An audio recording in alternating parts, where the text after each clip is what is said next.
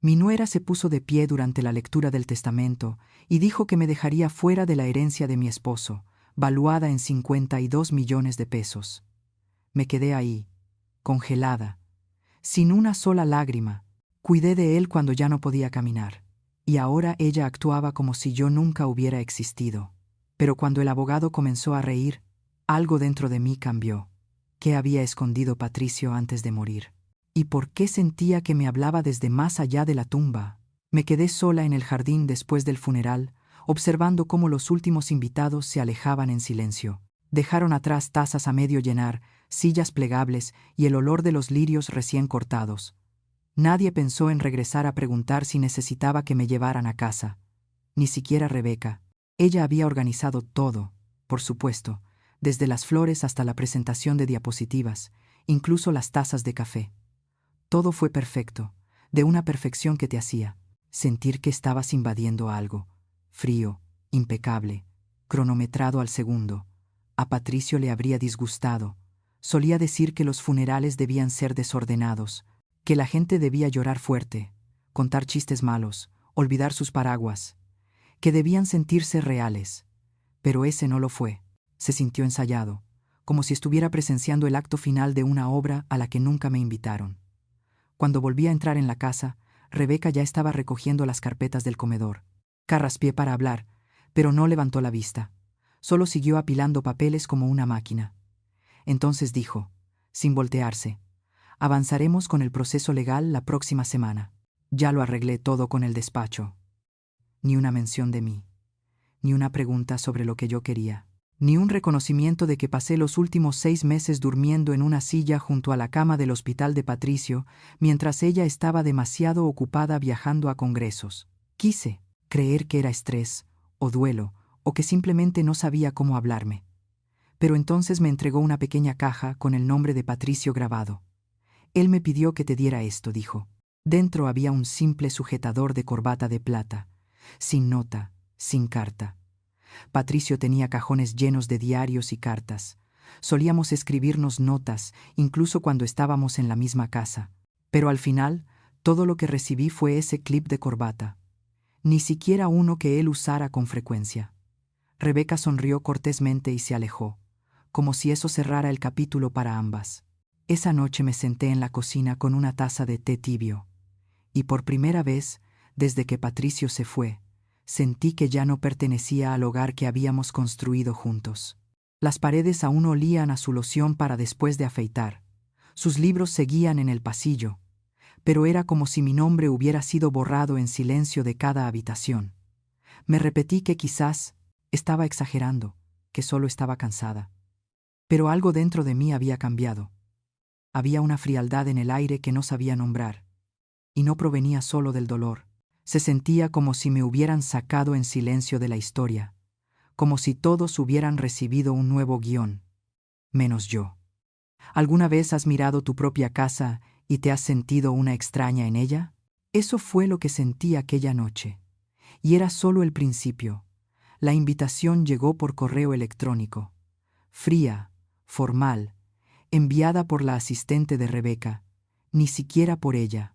Asunto: reunión de administración de bienes programada. La miré durante un rato, sin saber si debía sentirme insultada o simplemente entumecida.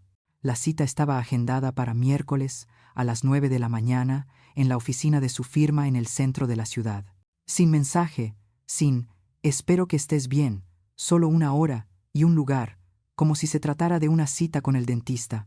Esa mañana llegué 5 minutos tarde. El tráfico estaba insoportable, y me detuve 2 veces, dudando si debía ir o no. El elevador se abrió hacia una recepción pulcra que olía a eucalipto y tinta de impresora. Una joven asistente me miró como si no esperara a alguien como yo. Alicé mi abrigo y la seguí hacia la sala de juntas.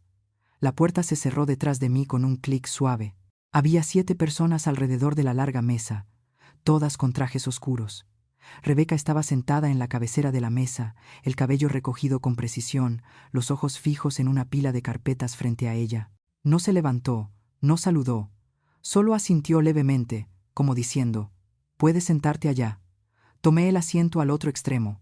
Era la única silla vacía, lejos de las carpetas, lejos del café. Nadie me pasó un paquete. Nadie dijo una palabra. Rebeca carraspeó. Como albacea del testamento comenzó. Voy a guiarlos a través de la distribución de bienes, tal como quedó en el documento final. Su voz era afilada, profesional, como si estuviera dirigiendo una junta directiva. Me quedé callada, con las manos entrelazadas sobre el regazo. Era la única que no tenía una pluma. Repasó acciones, cuentas fiduciarias, 2 propiedades comerciales en Querétaro y la participación parcial en un viñedo de Valle de Guadalupe, donde Patricio había invertido junto con amigos. Entonces anunció que Patricio había transferido el control principal del fideicomiso familiar a ella 6 meses antes. Parpadeé. Eso no podía ser cierto. Llevaba casi 20 años administrando ese fideicomiso con Patricio. Nunca me mencionó nada sobre transferirlo a su hija. Rebeca continuó sin pausa, leyendo las asignaciones como si estuviera enumerando inventario. Mi nombre no apareció. Al final, uno de los abogados preguntó, ¿y la parte de la señora Sloan? Rebeca apenas levantó la vista. ¿No hay distribuciones restantes asignadas a su nombre bajo la presentación actual? Respondió con frialdad. Así, sin mirarme, sin explicación, solo la versión legal de ser borrada. Sentí un calor extraño subir por mi espalda, pero mis manos permanecieron quietas. No dije una palabra. La sala quedó en silencio por un segundo que se sintió eterno, pero nadie lo rompió. La reunión siguió, como si yo no estuviera ahí. Cuando terminó, esperé a que todos salieran. Rebeca guardó los documentos en su maletín lentamente, como si esperara que yo dijera algo, pero no lo hice. Me puse de pie, ajusté mi bufanda y salí sin mirar atrás. Abajo, el aire frío me golpeó las mejillas. No lloré. Ni siquiera me sentía triste todavía, solo vacía, como si acabara de ver una versión de mi vida doblarse y archivarse bajo otro nombre. Rebeca no solo reclamó el poder en esa sala, reclamó la historia, la casa, la memoria. Habló por encima de mi silencio, y nadie lo cuestionó, ni una sola vez. Mientras caminaba hacia el estacionamiento subterráneo, una frase se repetía en mi cabeza. No hay distribuciones restantes asignadas a su nombre. Ya no era viuda, ni siquiera era una línea en un documento. Era nada. Esa tarde, volví a casa y me senté a oscuras por un largo rato. No quise encender las luces. El silencio dentro de la casa era más fuerte que cualquier conversación que pudiera soportar. Aún no había desempacado las cosas de Patricio del hospital. Su bastón seguía recargado junto a la puerta trasera, donde lo dejó la última vez que regresamos de una sesión de quimioterapia. No lo había movido. No podía. Más tarde esa misma noche, abrí el cajón del escritorio en el estudio de Patricio. No fue algo planeado. Mis manos actuaron antes de que mi mente alcanzara a entender. El cajón chirrió, como siempre lo hacía. Él solía decir que necesitaba aceite. Yo siempre respondía que me gustaba así. Ese sonido significaba que él estaba en casa.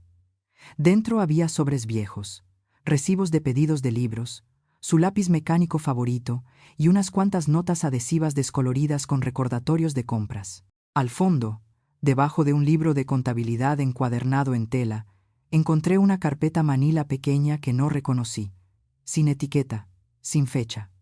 La abrí y descubrí 3 hojas de papel. La primera era un borrador escrito a mano. Su letra inconfundible, aunque temblorosa, llenaba toda la página. Sin saludo, sin firma, solo una nota corta, escrita con esa voz silenciosa que siempre tenía. Rebeca quiere que actualice el testamento. Dice que debe reflejar los bienes actuales. Le pregunté por qué ahora, y respondió que es por claridad. Creo que está siendo demasiado cuidadosa. Ha empezado a redactar documentos en mi nombre. Aún no he firmado nada. No se lo he dicho a Nuria. Sé que ella haría las preguntas que me dan miedo. Me quedé mirando la hoja. Mis ojos la recorrieron una y otra vez, buscando otro significado. Pero el mensaje era claro. Él tenía dudas. No me las había contado. Había sentido algo, pero se quedó callado. La segunda página era una fotocopia del testamento más reciente, uno que yo nunca había visto. Rebeca mostró una versión firmada durante la reunión, pero esta era claramente distinta. Había anotaciones en los márgenes, correcciones, secciones marcadas con tinta roja. Mi nombre estaba ahí. La frase decía: en caso de mi fallecimiento, dejo mis bienes personales, incluyendo la casa, las acciones y las cuentas designadas, a mi esposa, Nuria Salazar. Había sido tachada. A un lado, en el margen, se leía a mano: hablar con Rebeca. La tercera hoja era una lista mecanografiada de citas y consultas legales. 2 de las fechas correspondían a meses atrás, cuando Patricio entraba y salía del tratamiento. Yo no sabía que se reunía con nadie. Estuve con él casi cada hora, durante ese tiempo. La única vez que se quedaba solo era cuando Rebeca venía a ayudar. La carpeta era delgada, pero en mis manos pesaba 1 tonelada. Coloqué las hojas con cuidado sobre el escritorio y me recosté. El ventilador del techo giraba lento, constante. Cerré los ojos, recordando la última vez que Patricio y yo hablamos del testamento. Fue durante la cena. Simple, tranquila, como cualquier otra noche. Él dijo: no tienes que preocuparte por nada, Nuria. Ya me aseguré de eso. Recordé cómo estiró la mano para tomar mi muñeca, cómo su pulgar presionó suavemente sobre mi piel, y ahora lo único que sentía era la huella fría de su ausencia. No dormí esa noche. Me quedé en el estudio, releyendo las páginas una y otra vez, hasta que el cielo afuera cambió del negro al gris pálido. Vi cómo la mañana se formaba poco a poco, rincón por rincón, y para cuando amaneció, ya lo sabía. Esto no era un error, no era una confusión administrativa. Era algo deliberado. Rebeca había orquestado algo, y Patricio lo había presentido. Quizá hasta intentó detenerlo, pero ya era demasiado tarde. Guardé las páginas de nuevo en la carpeta y la escondí bajo una pila de viejas revistas National Geographic en el closet del pasillo. No sabía aún qué iba a hacer. No tenía un plan, pero sabía que no podía dejarlo pasar. A la mañana siguiente, llamé a Daniel Cobo. No hablábamos desde hacía años, desde la fiesta de jubilación de Patricio. Daniel siempre había sido un hombre sereno, de esos que no levantan la voz, pero llenan una habitación con su presencia. Patricio confiaba en él. Yo también, contestó al segundo timbrazo, y cuando dije mi nombre, guardó silencio un instante antes de responder. Su voz sonaba tranquila, pero debajo se notaba la sorpresa. Aceptó reunirse conmigo al día siguiente. Cuando colgué, me quedé junto a la ventana mirando el jardín. El viento arrancaba las últimas hojas del maple que Patricio había plantado hacía 30 años. Decía que esos árboles no sobrevivirían a ambos. Y quizá lo harían, pero no iba a permitir que el silencio fuera lo último que él dejara atrás, no mientras yo siguiera respirando. Daniel me recibió al día siguiente en un pequeño café del centro, una esquina tranquila sobre la calle de los Olivos. No había cambiado en años. El mismo café de siempre. Las bancas de madera gastadas, las tazas despostilladas y un suave jazz flotando por encima de nuestras cabezas. Daniel se deslizó en el asiento frente a mí, con el abrigo aún húmedo por la llovizna de la mañana, y me saludó con un leve movimiento de cabeza. No perdí tiempo. Saqué la carpeta manila y la empujé hacia él. Leyó en silencio, con los labios apretados en una línea delgada. Cuando llegó a la nota escrita con la letra de Patricio, su ceño se frunció. No habló de inmediato. Solo pasaba las hojas hacia adelante y hacia atrás, como si intentara reconstruir la línea del tiempo dentro de su cabeza. Yo permanecí inmóvil, con las manos aferradas a una taza de té tibio. Verlo leer hizo que todo se volviera más real, como si de pronto no lo hubiera imaginado. Las anotaciones, las marcas rojas, la frase donde antes aparecía mi nombre, ahora tachada en silencio. Finalmente habló, no con pánico, ni con compasión, sino con una firmeza tranquila, esa que tienen quienes ya han visto cosas así antes. Esto no solo es sospechoso, dijo, es intencional. Sacó una libreta del bolsillo del abrigo y comenzó a hacer una lista. Anotó fechas, los nombres de los despachos legales que Rebeca había mencionado, y rodeó un detalle que yo no había notado. Las firmas de los testigos en la versión actualizada del testamento no eran nombres conocidos. Ninguno de ellos había puesto un pie en nuestra casa. Patricio siempre prefería usar a gente cercana. un vecino, un amigo del club de golf. El hecho de que Rebeca hubiera traído testigos externos, sin decirme nada, levantaba más que una bandera roja. Acordamos investigar en silencio. Nada de confrontaciones. Aún no. Daniel propuso empezar validando la última versión del testamento registrada en el juzgado. Él solicitaría copias certificadas y las compararía con las notas que yo tenía. Mientras tanto, debía mantener todo exactamente como estaba. De vuelta en casa, abrí el closet del pasillo y guardé la carpeta dentro de una caja metálica con llave, la misma donde teníamos los pasaportes y los documentos médicos. Luego me senté en el viejo escritorio de Patricio y abrí su calendario. Rebeca ya se había llevado casi todas sus pertenencias. Había empacado sus libros, donado su ropa y enviado sus palos de golf a un amigo. Pero el calendario seguía ahí. Una agenda de piel, sencilla, con anotaciones a lápiz. Fue ahí donde encontré el nombre Hal Gutiérrez. Estaba escrito en una cita de martes por la mañana, rodeado 2 veces con un círculo. El nombre me sonaba.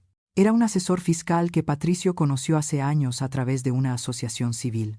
No lo veía desde hacía mucho, pero el hecho de que Patricio se reuniera con él estando enfermo y nunca me lo mencionara, me dolió más de lo que quería admitir.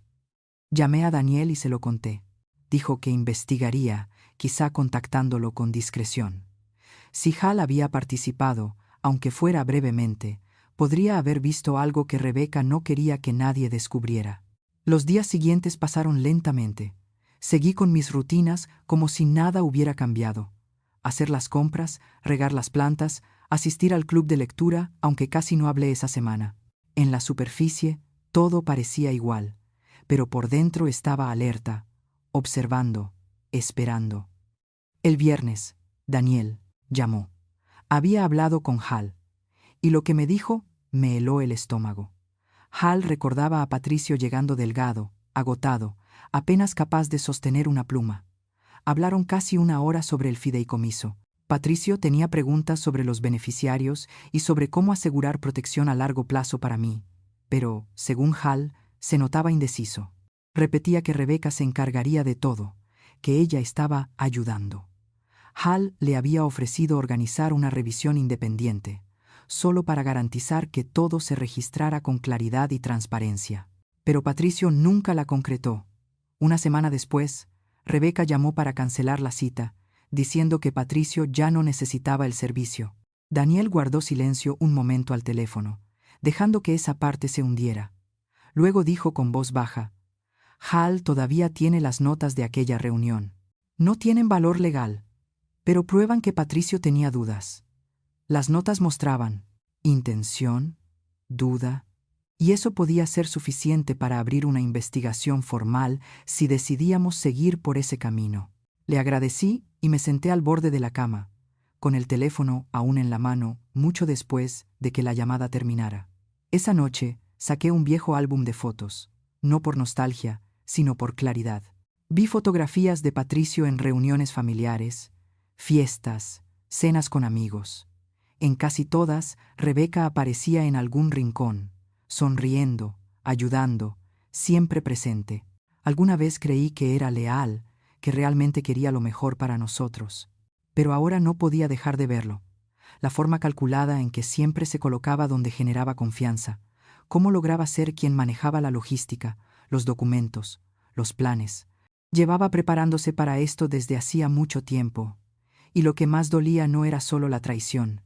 Era darme cuenta de que Patricio había presentido algo y no me lo dijo. Volví a poner el álbum en el estante y apagué la luz.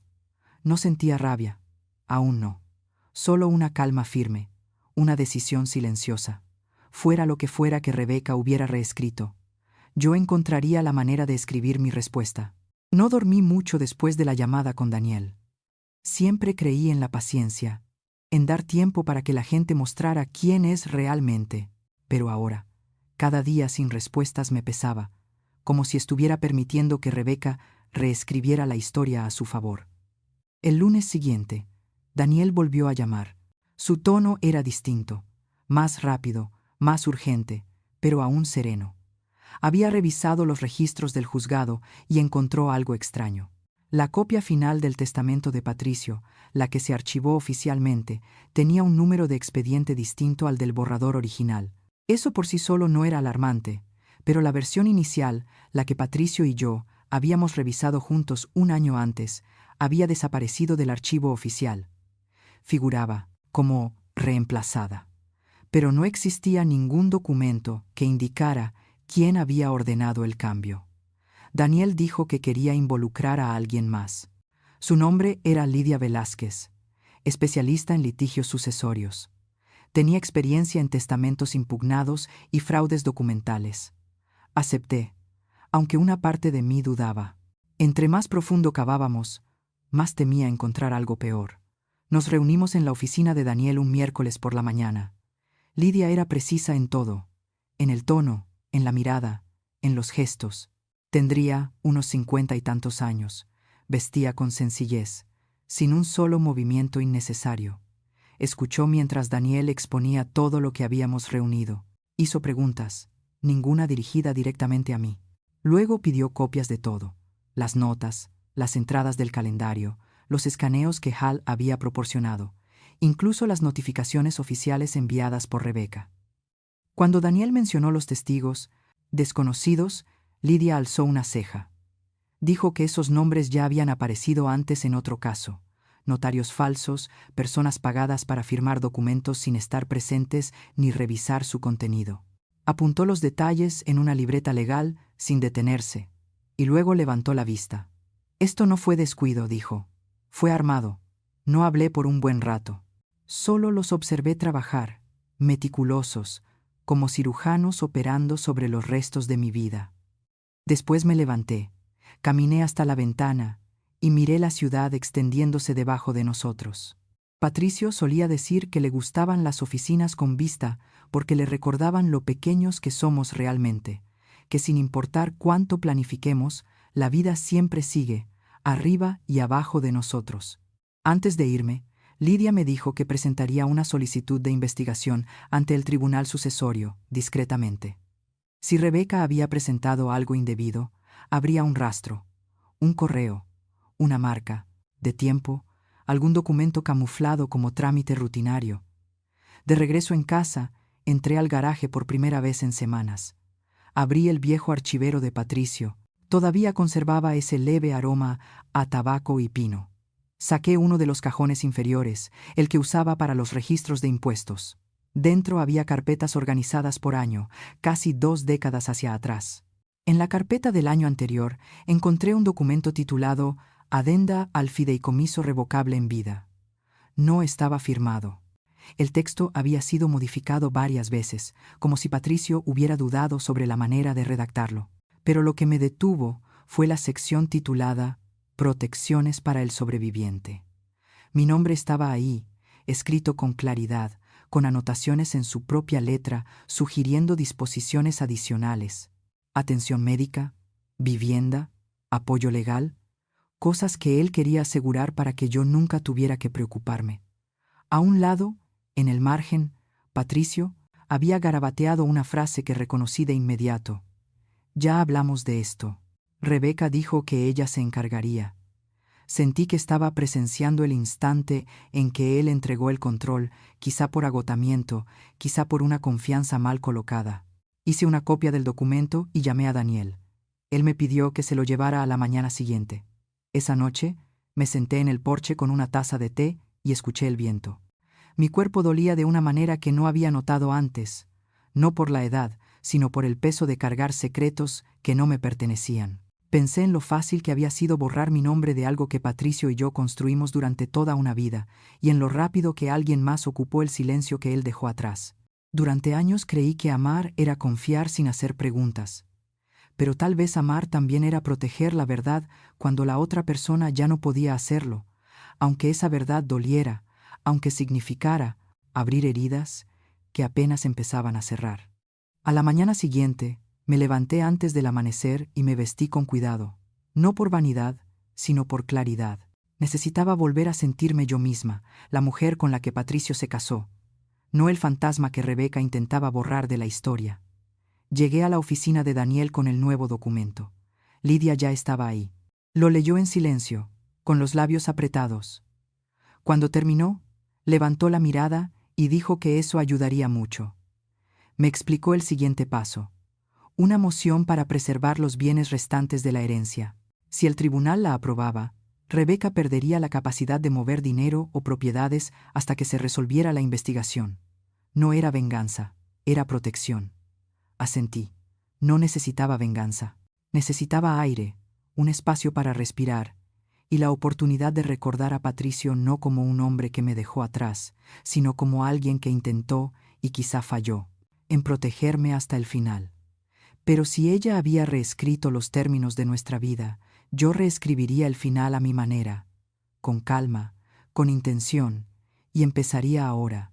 3 días después, Lidia me llamó con noticias. La moción para congelar los bienes había sido aprobada. Era una orden temporal, pero significaba que Rebeca ya no podía mover fondos ni reasignar títulos de propiedad sin conocimiento del tribunal. No dije mucho cuando me lo contó. Solo exhalé y dejé que el silencio llenara el espacio. Se sintió como el primer paso firme hacia adelante. Esa misma tarde recibí un sobre por correo, sin remitente. Dentro, una sola hoja impresa, una invitación. Rebeca estaba organizando un evento privado en el club de campo, un homenaje a Patricio, cócteles, bocadillos y una subasta benéfica en su nombre. En el reverso, la fecha, 4 días después. La miré durante un buen rato. No había habido llamadas, ni mensajes, ni una palabra sobre esto. Y aún así, tuvo el descaro de enviarme una invitación brillante, con letras grabadas, como si yo fuera una simple invitada y no la mujer que había pasado 43 años al lado de Patricio. No la tiré. La guardé en el cajón junto al sillón, y me quedé con el pensamiento. Esa noche llamé a Daniel. Le dije que quería asistir. No preguntó por qué. Solo se ofreció a acompañarme, por si algo inesperado ocurría. Pero rechacé su oferta. Esto no se trataba de una confrontación. Aún no. Esto no se trataba de venganza, sino de presencia, de permanecer firme en una habitación de la que alguien había intentado borrarme. Cuando llegó el sábado, me vestí con cuidado. Pantalón azul marino, una blusa de seda que Patricio me había regalado en nuestro 35º aniversario, y una fina cadena de plata. Nada llamativo, nada ostentoso, pero cada detalle elegido con intención. El estacionamiento del club de campo ya estaba lleno cuando llegué. Reconocí la mitad de los nombres en la lista de invitados en la entrada. Amigos de Patricio, colegas, miembros del consejo, personas que alguna vez compartieron cenas en nuestra casa, brindaron por nuestros aniversarios o nos enviaron tarjetas de Navidad. Dentro, el salón brillaba con pisos de madera pulidos y centros de mesa florales. Una fotografía de Patricio, enmarcada en oro, estaba colocada junto al bar. Era la misma que Rebeca había insistido en usar para el obituario, esa donde él se veía cansado, con una sonrisa débil. Esa foto la detestaba. Rebeca estaba en el centro de todo, elegante, serena, cada movimiento cuidadosamente calculado. Saludaba a los invitados con una ligera inclinación de cabeza, como una reina recibiendo a sus súbditos. Cuando me vio, su expresión titubeó por un segundo, y luego sonrió. Yo solo asentí, sin devolverle el gesto. Me abrí paso hacia una zona más tranquila del salón, cerca de una mesa donde se exhibían los objetos para la subasta. Estaban etiquetados como las cosas favoritas de Patricio: una pelota de béisbol firmada, una pluma fuente antigua, una primera edición de una novela que yo misma le había regalado por su cumpleaños. Extendí la mano, toqué el borde del lomo del libro. Mi nombre no aparecía en la etiqueta. Retrocedí un paso. Un hombre que no reconocí se acercó y se presentó como uno de los antiguos socios de negocios de Patricio. Habló con amabilidad, dijo que le alegraba verme, y luego me preguntó cómo estaba manejando la herencia, si había hecho algún cambio en las asignaciones de los fondos. Me quedé mirándolo, sorprendida. Él asumía que yo seguía siendo la fideicomisaria. Cuando le dije que no, que me habían removido antes de que Patricio falleciera, su rostro cambió. Una leve confusión, una cortesía incómoda. Luego asintió y se alejó. No fue mucho, pero me reveló algo claro. Rebeca no había dicho toda la verdad, ni sobre el testamento, ni sobre el cambio de control, ni siquiera sobre los artículos que tomó de mi casa sin mi consentimiento. Permanecí allí unos 20 minutos más, lo suficiente para hablar con un antiguo colega del consejo de Patricio, quien mencionó casi al pasar que había recibido un correo de Rebeca semanas antes de que Patricio muriera. El correo incluía cantidades sugeridas de donaciones, lenguaje legal y la frase responsabilidades de socio administrador. Le agradecí, sonreí y me disculpé para retirarme. De vuelta en el coche, me senté con el motor apagado, las manos sobre el volante. Y ahí fue cuando todo se volvió nítido. Rebeca no había esperado a que Patricio muriera. Había empezado a orquestar la transición mientras él aún respiraba. Usó su enfermedad como escudo, su confianza como moneda y mi silencio como permiso. Pero ese silencio se había terminado. A la mañana siguiente, me reuní con Daniel y Lidia. Les entregué mis notas, todo lo que había recogido aquella noche. Cada frase, cada inconsistencia. Lidia se recostó en su silla, pensativa. Esto ya no era solo una violación financiera. Ahora apuntaba a algo premeditado y potencialmente a coacción. Daniel estuvo de acuerdo. Empezarían a redactar una moción para impugnar el testamento. No solo por mi parte, sino por la integridad de los últimos deseos de Patricio. Salí de su oficina y caminé de regreso a casa lentamente. No porque estuviera cansada, sino porque necesitaba que cada paso me recordara quién seguía siendo yo. La esposa, la testigo, la que permanecía en pie después de que los aplausos se apagaran. Y ahora, la que por fin estaba lista para hablar. El lunes siguiente comenzó con lluvia fina, constante, implacable.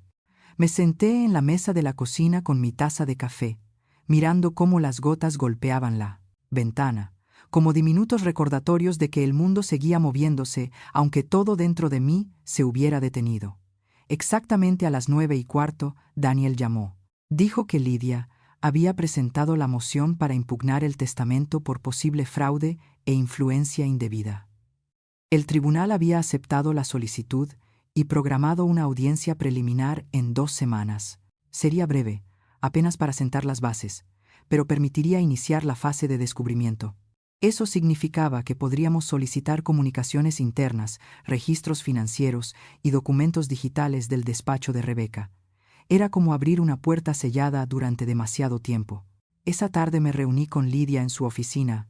Estaba en una llamada, así que su asistente me condujo a una pequeña sala de juntas donde había copias de documentos de la herencia extendidas sobre la mesa. Separadores de colores, correos impresos, una línea de tiempo parcial pegada a la pared. Lidia entró 10 minutos después, con una hoja impresa en la mano. Era un correo electrónico que Rebeca había enviado 6 semanas antes de la muerte de Patricio, marcado como confidencial. El asunto decía: estructura revisada, acciones inmediatas.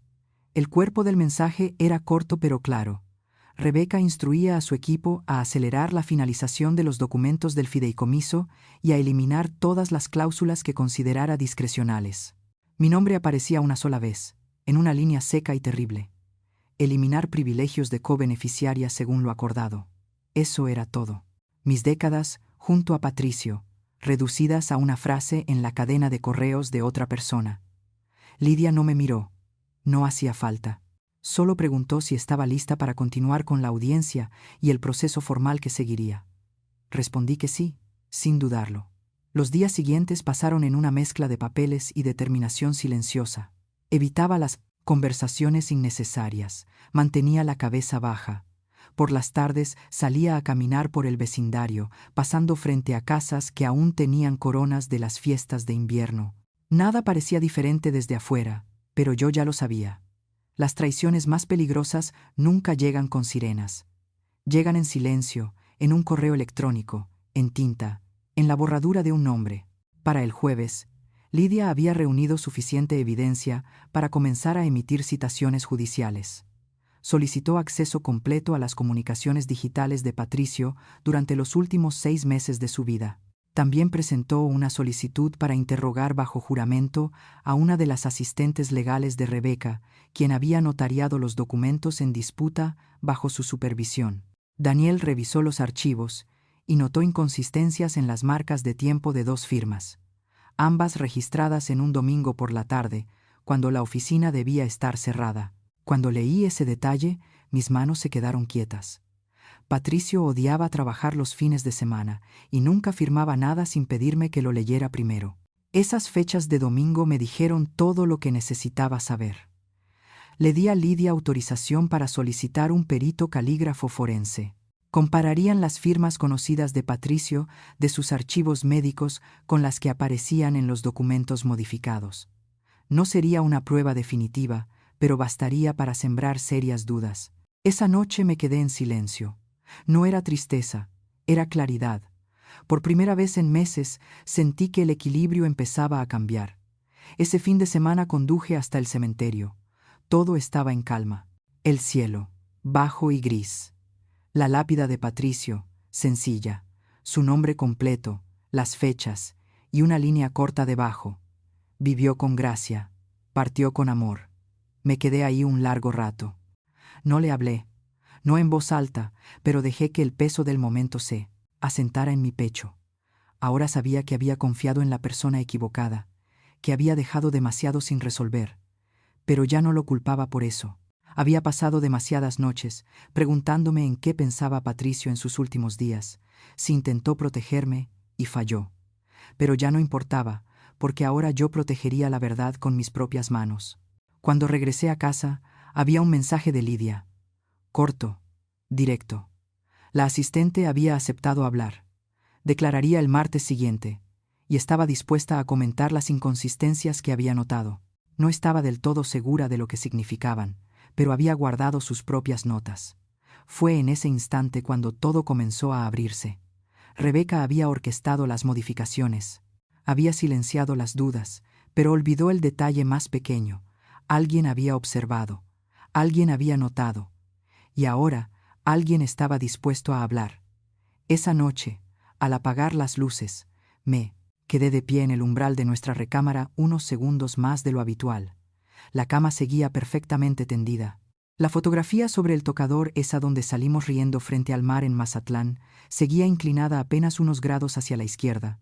Y por primera vez en semanas, no me sentí una extraña dentro de mi propia historia. Me sentí una mujer que regresaba a su lugar legítimo, no desde la rabia, sino desde la verdad. El martes por la mañana amaneció fresco y silencioso cuando llegué a la oficina de Lidia. La ciudad aún no despertaba del todo, y las aceras estaban cubiertas por esa neblina temprana que hace que todo parezca suspendido en el tiempo. Dentro de la sala de juntas, las luces ya estaban encendidas. Daniel revisaba una carpeta gruesa llena de registros impresos. Lidia estaba de pie junto a la ventana, hablando en voz baja por teléfono. Sobre la mesa había una grabadora de voz pequeña y una taza de té, preparada para la invitada que estábamos esperando. Su nombre era Ava Kendall, 30 y tantos años, mirada aguda, pero con ese temblor leve en las manos de quien aún no sabe dónde colocar su miedo. Entró puntualmente, con un suéter gris y unos jeans oscuros, sin maquillaje, sin joyas, solo una calma decidida. Lidia le ofreció asiento y le explicó los parámetros de la declaración. Ava asintió. Lo entendía. Ya había revisado los documentos. Había guardado sus propias copias. No venía a acusar directamente a nadie. Solo quería que la verdad quedara clara. Comenzó con la línea del tiempo. Rebeca la había incluido en las revisiones de la herencia 6 semanas antes de que Patricio falleciera. Ava dijo que le pareció extraño que se omitieran ciertos procedimientos estándar.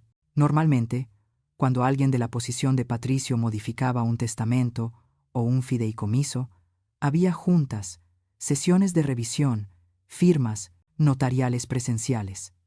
Pero en este caso, todo se había movido demasiado rápido. Relató una noche en la que se quedó tarde en la oficina. Había regresado por su chaqueta y vio a Rebeca y a otro empleado dentro de la sala de juntas con una pila de formularios sin firmar. Rebeca le pidió que atestiguara una firma. Ella no vio a Patricio firmar directamente. Cuando preguntó, Rebeca le restó importancia. Acaba de salir un momento, le dijo.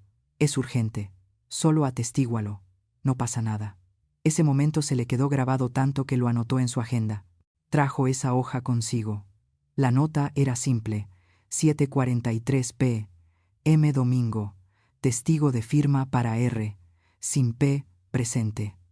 Lidia le hizo algunas preguntas suaves, aclaratorias. Ava respondió con serenidad.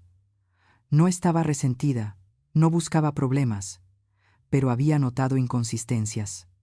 La fecha de la firma no coincidía con los metadatos del archivo. El formato del testamento había sido modificado para eliminar secciones de referencia que habrían requerido mi contrafirma como co-fideicomisaria. Daniel y Lidia intercambiaron una mirada. Entonces Ava añadió algo más. Recordaba haber escuchado a Rebeca en una llamada dentro de su oficina, hablando con alguien sobre distribuir los bienes rápidamente. La frase que se le quedó grabada fue: liquiden en silencio, sin demoras. Eso ocurrió 2 días antes de que Patricio fuera hospitalizado por última vez. Cuando Ava salió esa noche, dijo que supo que algo no estaba bien, pero Rebeca tenía poder, influencia, y Ava tenía una hipoteca, un hijo y un trabajo que no podía darse el lujo de perder. Al escuchar cuántas cosas estaban siendo cuestionadas, Ava dijo que ya no podía seguir callando. Firmó su declaración, la fechó. Lidia le dio las gracias y Daniel la acompañó hasta la puerta. Cuando la puerta se cerró, Lidia se sentó y apoyó las 2 manos sobre la mesa. Eso era lo que necesitábamos, dijo. Ya no era solo sospecha. Ahora teníamos una marca de tiempo, un testigo presencial y un lenguaje que sugería manipulación, quizá incluso intención premeditada, suficiente para presentarlo ante un juez y solicitar un examen formal de toda la administración del fideicomiso. Daniel se recostó en su silla, respirando hondo. Era la primera vez que le veía alivio en el rostro, pero yo no lo sentí. Aún no, porque sabía lo que venía después. Rebeca se enteraría, y cuando lo hiciera, no entraría en pánico. Planearía. 2 días después, comenzó. Recibí una carta de su abogado, impecable, fría. Me acusaban de interferir en una transición legal de bienes. Afirmaban que mis actos eran producto del duelo, de un malentendido y de una supuesta amargura personal. Amenazaban con reclamar los costos legales si no retiraba la moción en un plazo de 10 días hábiles. Leí la carta 3 veces, antes de doblarla con cuidado y colocarla junto a mi taza de café de la mañana. Después llamé a Daniel. ¿Estás bien?, preguntó. Le respondí. He estado más que bien durante años. Solo he estado en silencio. Pero el silencio no es lo mismo que rendirse. Él soltó una risa suave. Eso es lo mejor que he escuchado en toda la semana, dijo. Esa misma tarde, Lidia presentó nuestra réplica completa. Adjuntó las notas de Ava, su declaración formal, las comparaciones de metadatos, los borradores previos de Patricio y los registros del sistema de seguridad de la oficina, que demostraban que Patricio no había entrado al edificio el fin de semana en que se suponía que había firmado los nuevos documentos. El expediente era pesado. Llevaba peso real, pero más que eso, llevaba intención. No estábamos acusando por venganza. Estábamos reclamando una verdad que había sido enterrada bajo la conveniencia y el control. Esa noche me senté en el porche trasero, envuelta en una cobija, escuchando el viento entre los árboles. Por primera vez, me permití sentir algo distinto. Ni tristeza, ni rabia, sino una serenidad firme, una certeza que nacía desde dentro.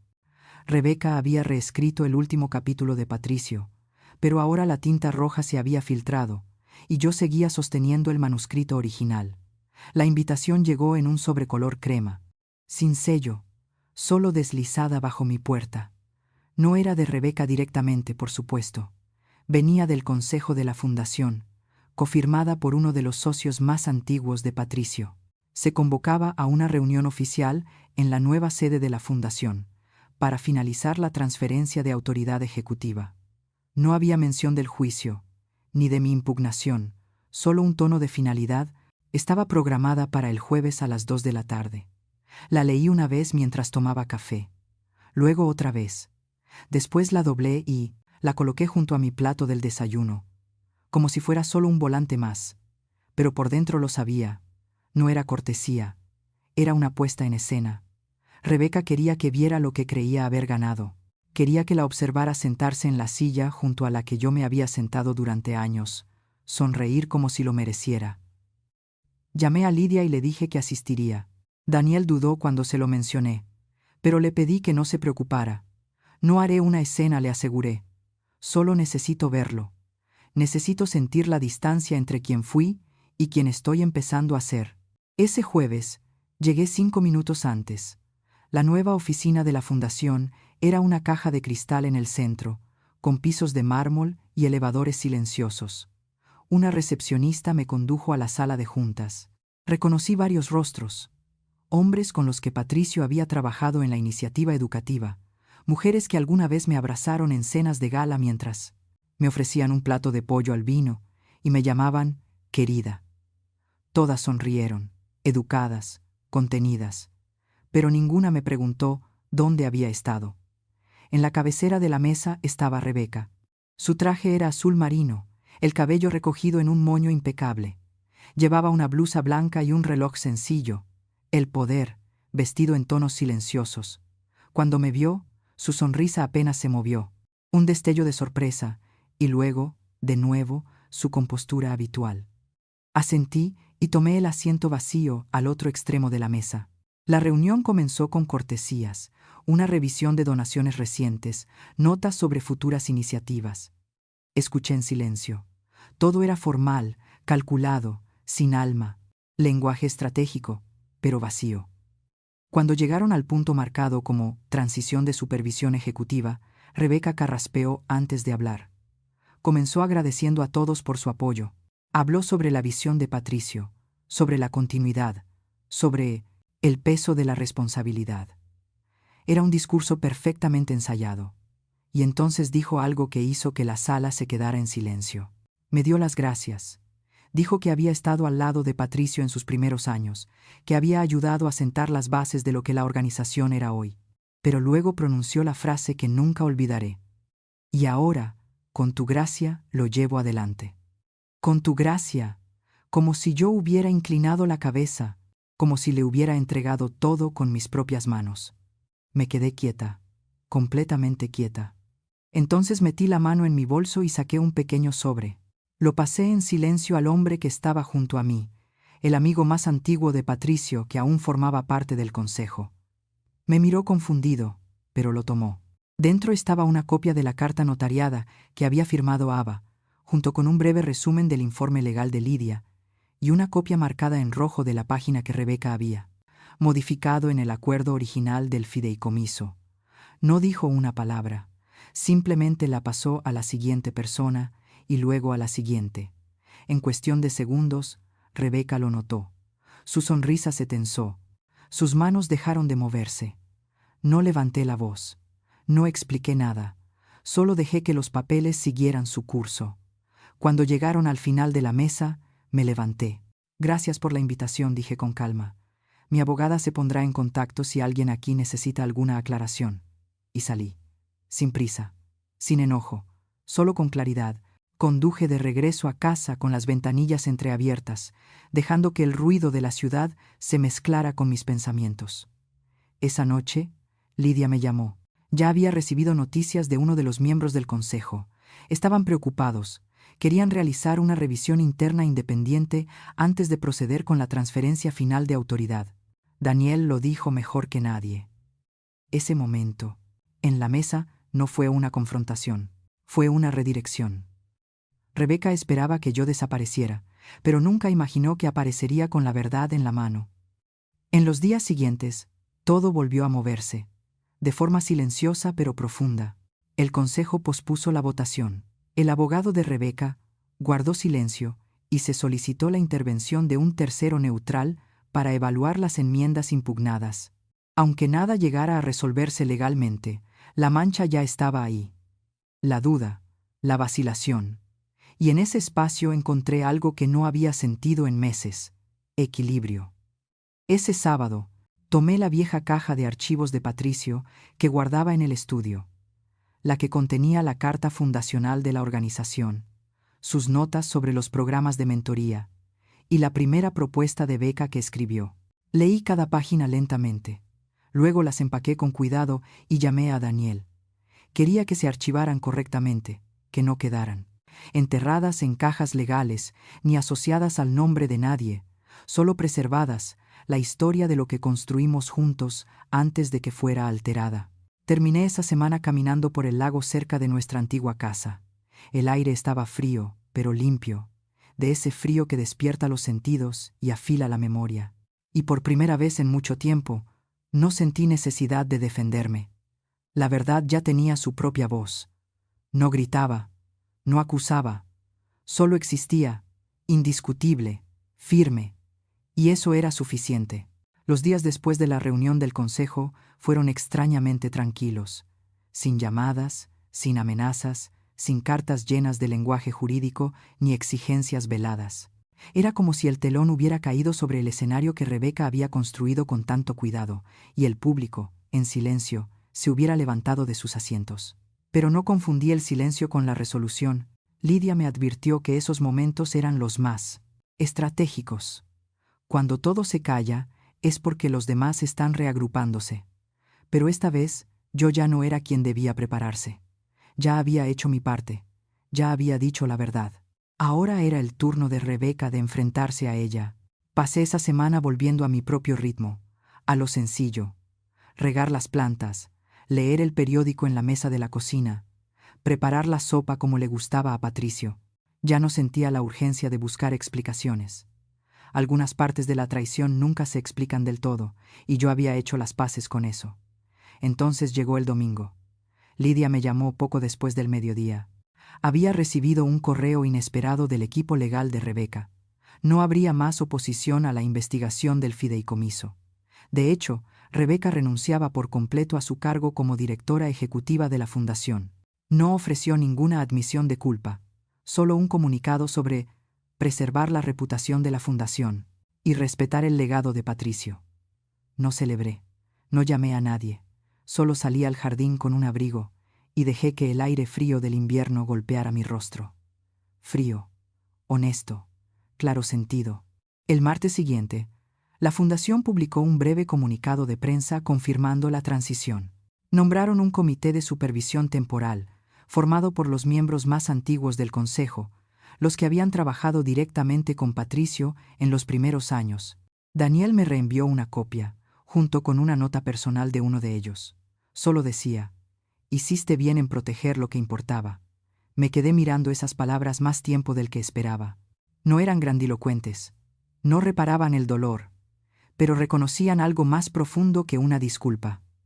Esa semana, Lidia y yo nos reunimos por última vez en persona. Había preparado un resumen del estado del caso y los pasos que podíamos seguir si yo deseaba reclamar daños o restitución formalmente. Describió cada camino con claridad, cada opción ordenada y precisa. Le di las gracias, pero le dije que no. No quería prolongar nada, no porque hubiera perdonado a Rebeca, sino porque ya había ganado la parte que más me importaba. Había recuperado mi nombre de un documento que intentó borrarlo. Me había reinsertado en una historia que ayudé a construir, y sobre todo me había negado a volverme pequeña en los ojos de mi propia vida. Esa noche me senté en el estudio y abrí un cajón que no tocaba desde hacía años. Dentro había notas escritas a mano por Patricio, cartas, recibos de viajes y una lista de libros que nunca alcanzó a leer. También encontré un sobre sellado, sin etiqueta, guardado detrás de un viejo cuaderno contable. Lo abrí despacio. Dentro había una copia de un testamento anterior, fechado un año antes de la revisión que Rebeca había presentado. En él, Patricio detallaba sus deseos sobre la fundación, el fideicomiso y mi papel como cofideicomisaria vitalicia. Había páginas llenas de notas en los márgenes, frases personales, menciones de viajes que hicimos y conversaciones que habíamos tenido sobre legado y equilibrio. Mis ojos se llenaron al leer el párrafo final. Patricio había escrito que, sin importar lo que pasara, quería que los valores que construimos juntos se mantuvieran en el corazón de todo lo que tocara la fundación. Que la familia no se trataba de apellidos ni de sangre, sino de estar uno al lado del otro en silencio, cuando nadie más estaba mirando. Lo había firmado a mano, sin testigos, solo intención. Me quedé con ese papel hasta que la habitación se oscureció. A la mañana siguiente, llevé el documento a Daniel y le pedí que lo archivara, no como evidencia ni para ningún tribunal, sino para la historia. Unas semanas después, volví a la fundación por primera vez desde todo lo ocurrido. El ambiente era más tranquilo, menos rígido, menos ostentoso. El nuevo comité me recibió con calidez. Me pidieron orientación sobre uno de los antiguos programas de becas de Patricio. Me ofrecía revisar los archivos y ayudar en lo que pudiera. No me pidieron regresar con un cargo oficial, y yo tampoco lo esperaba. Ya no se trataba de eso. No estaba ahí para ser nombrada. Estaba ahí para presenciar, para asegurarme de que lo que construimos juntos no desapareciera bajo las ediciones de otra persona. Salí después de 1 hora, caminando despacio hacia el estacionamiento. El sol de invierno estaba bajo, proyectando sombras largas sobre el pavimento. Me quedé de pie junto a mi coche y miré hacia el edificio de cristal. Brillaba, pero ya no me intimidaba. Era solo un lugar, un recipiente, y yo ya no necesitaba su aprobación.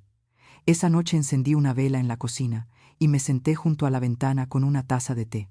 Pensé en Patricio, en Ava con su valentía silenciosa, en Lidia y Daniel, que habían estado ahí no solo como profesionales, sino como personas que aún creían en la integridad. Y pensé en mí, no en la mujer que se quedó callada durante aquella primera lectura del testamento, sino en la mujer que había regresado completa, no para pelear, sino para ser vista, para reclamar su lugar, para escribir el final de la historia con su propia mano. Había pasado un mes desde la renuncia formal de Rebeca, y en ese tiempo el mundo a mi alrededor se había suavizado de maneras que no esperaba, sin audiencias, sin abogados en espera, sin el peso de los documentos y las firmas por revisar. Empecé a moverme distinto. Las mañanas comenzaron a ser más lentas. Ya no abría la agenda antes de terminar mi té. Me quedaba en el solarium, con la vieja cobija de Patricio sobre las piernas, mientras la luz del invierno se derramaba sobre el piso de madera, y dejaba que la quietud fuera suficiente. Esa quietud, comprendí, no era la ausencia del caos, era la recompensa de haberlo enfrentado. Una tarde, Lidia pasó por casa para dejar el último expediente. Ya eran solo formalidades. Había cerrado las investigaciones, registrado las declaraciones y garantizado que mi papel en el fideicomiso original quedara reconocido en el registro público. Estaba hecho, ya no quedaba nada por impugnar. No hablamos mucho ese día. Me dio una sonrisa leve, me entregó el sobre, y nos quedamos sentadas unos minutos sin decir palabra. Luego se levantó, me tomó la mano con suavidad y se despidió. Después de que se fue, coloqué la carpeta en el cajón superior del escritorio de Patricio, sin cerrarlo con llave. Solo la dejé ahí, como si siempre hubiera pertenecido junto a sus notas y sus convicciones silenciosas. Ese fin de semana visité el jardín detrás del centro comunitario que habíamos ayudado a financiar años atrás. Era invierno, sí, pero el jardinero ya había sembrado los bulbos tempranos, narcisos, lirios, algunos crocus, esperando bajo la tierra. Incluso bajo la escarcha, la vida se prepara para florecer. Caminé por la orilla del sendero, recordando la ceremonia de inauguración, la forma en que Patricio me tomó de la mano cuando descubrieron la placa. Aún seguía ahí, algo desgastada, pero firme, como nosotros, decía, en honor a quienes siembran para un futuro que quizá nunca verán. Hubo momentos en los últimos meses en los que temí que ese futuro hubiera sido borrado, pero no, solo había estado enterrado bajo el orgullo y la ambición, y ahora volvía a salir a la luz. A finales de esa semana recibí una carta de una de las jóvenes becarias que había formado parte de nuestra primera iniciativa educativa. Había escuchado sobre los cambios en la fundación y quería contarme cuánto le había cambiado la vida a la beca que recibió años atrás. Ahora trabajaba en una organización local, mentoreando a niñas de barrios como aquel donde ella creció. Su nota era breve, pero poderosa. No conocía toda la historia. No necesitaba hacerlo. Lo importante era que algo que habíamos comenzado había llegado hasta ella, y ahora ella lo estaba transmitiendo a otras. Esa noche me senté en la cocina y miré a mi alrededor. Era el mismo espacio donde, alguna vez, me sentí excluida, invisible, sin voz. Pero ahora el silencio era distinto. Era pleno, lleno de memoria, de claridad y de paz. No había destruido nada. Simplemente me negué a desaparecer. La primavera llegó despacio ese año. Los narcisos del jardín comunitario fueron los primeros en florecer, seguido del suave rubor de los tulipanes tempranos que bordeaban la acera frente a la oficina de la fundación. No iba seguido, solo lo suficiente para sentirme conectada, solo lo suficiente para recordar. Una mañana recibí una pequeña invitación por correo, un sobre color marfil, letras en relieve. Era para el almuerzo anual de benefactores, ese mismo evento que Patricio y yo habíamos ayudado a fundar hace ya más de 20 años, aunque no asistíamos desde hacía mucho. Me pareció extraño ver mi nombre nuevamente en la lista de invitadas de honor. No estaba segura de ir, no por miedo, sino porque ya no sentía la necesidad de demostrar nada. Pero fui. Elegí un traje gris claro y prendí en mi solapa el viejo pin de Patricio, aquel que usaba cuando hablaba en público, un roble plateado, firme, enraizado, silencioso. El salón no había cambiado. Pisos pulidos, mesas redondas, música suave de fondo, gente conversando, intercambiando actualizaciones educadas. Rebeca no estaba. Su nombre había desaparecido de los programas impresos, reemplazado por el comité interino y una nueva declaración de visión. No, hablé mucho. Solo observé. Y casi al final del evento ocurrió algo inesperado. Una de las nuevas miembros del consejo, una mujer llamada Leticia, subió al escenario. Era joven, pero hablaba con calma y elegancia. Agradeció a quienes habían guiado a la fundación a través del periodo de transición, y luego hizo una pausa. Miró en mi dirección y dijo mi nombre. No con ceremonia, sino con calidez. Habló brevemente de los primeros años, de la misión original de Patricio, y de la fuerza silenciosa de quienes habían sostenido esa misión a través de la tormenta. Luego bajó del escenario, y toda la sala se volvió hacia mí en una ola de aplausos suaves. Me levanté solo un instante y asentí. No por reconocimiento, ni por atención, sino como un gesto final, un pequeño reconocimiento silencioso de que el largo camino que había recorrido ya no estaba oculto. Tenía un nombre ahora, y eso bastaba. Esa noche caminé sola de regreso a casa. Pasé frente a la vieja librería donde Patricio solía detenerse cada domingo.